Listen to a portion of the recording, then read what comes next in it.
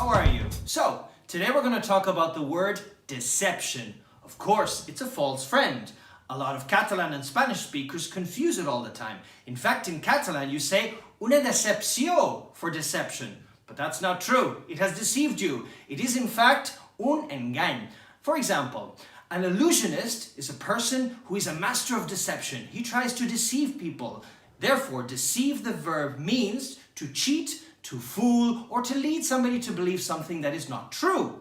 So, getting back to the word una decepció. Una decepció is in fact disappointment, or to disappoint. Okay, so me being the master of deception, be careful out there because the world is out there to deceive you. Take care.